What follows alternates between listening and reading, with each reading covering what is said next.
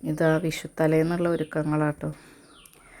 ഞാൻ സാധനം വാങ്ങി വന്നപ്പോൾ ഈ ഒരു പൊടി വാങ്ങിയിരുന്നു കേട്ടോ. പീതാംബരി എന്ന് പറഞ്ഞിട്ടുള്ള പൊടി പൂജ സ്റ്റോറിൽ നിന്ന് വാങ്ങിയതാണ്.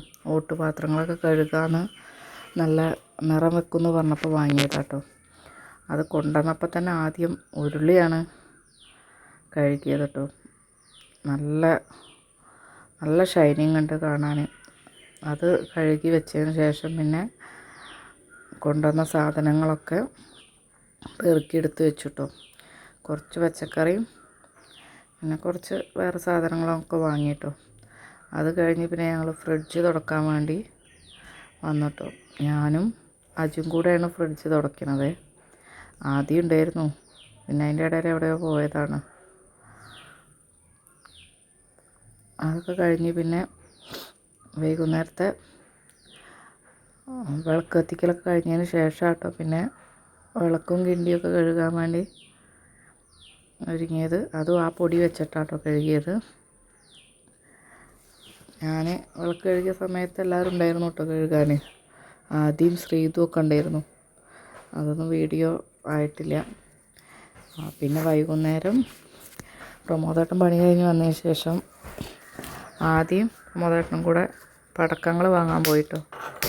കുറച്ച് മേശപ്പൂവും കുറച്ച് പൂത്തിരിയൊക്കെ വാങ്ങിയിട്ടുള്ളൂ. കുറച്ച് പടക്കവും വാങ്ങി. രണ്ടാളും ചെറുതല്ലേ, ഭയങ്കര സൗണ്ട് ഉണ്ടായാൽ പ്രശ്നമാവുമെന്ന് വിചാരിച്ചിട്ടാട്ടോ പടക്കങ്ങൾ കുറച്ച് വാങ്ങിയത്. അവർക്കതൊന്നും കുഴപ്പമില്ല, പേടിയൊന്നുമില്ല രണ്ടാൾക്കും. ടോട്ടോ പൊട്ടുണ്ട് പറഞ്ഞിട്ട് മുറ്റത്തേക്ക് പോവുക പണി. അങ്ങനെ ഓരവിടെ പടക്കം പൊട്ടിച്ചുകൊണ്ടിരിക്കുന്നുണ്ട്. ഞാൻ അവിടെ വന്ന് പിന്നെ അരി കഴുകി വെച്ചിട്ടുണ്ടായിരുന്നു. ശർക്കര ഉരുക്കി, അപ്പോൾ ശർക്കര ചൂടാറിയതിന് ശേഷം അരി ശർക്കരയും കൂടെ ഒക്കെ അരച്ച് മാവൊക്കെ ആക്കി വെച്ചു. അങ്ങനെ ഉണ്ണിയപ്പം ചൂടാൻ തുടങ്ങിയിട്ടോ.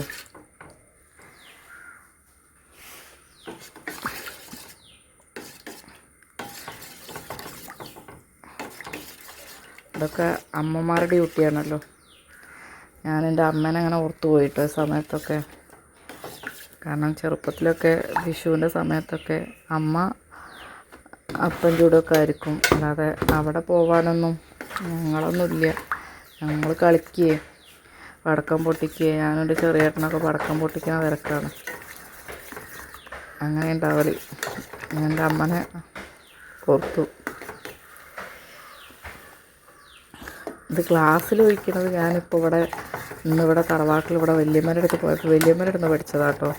ഞാൻ കയ്യിലും കൊണ്ടാണ് ഒഴിക്കല്. വല്യമ്മേനെ ഗ്ലാസ്സിൽ ഒഴിക്കുന്നത് കണ്ടത്.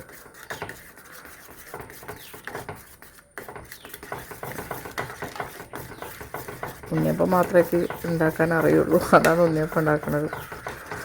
വേറൊന്നും ഉണ്ടാക്കിയാൽ അത്ര നന്നാവില്ല. നെയ്യപ്പം അതുപോലെ കലത്തപ്പൊക്കെ ഇഷ്ടമാണ്, പക്ഷെ ഉണ്ടാക്കാൻ അറിയില്ല. ഞാനിതുവരെ ഉണ്ടാക്കി നോക്കിയിട്ട് നന്നായിട്ടില്ല. അപ്പം ചൂടലൊക്കെ ഞാൻ ഇടയിൽ വെച്ച് നിർത്തി.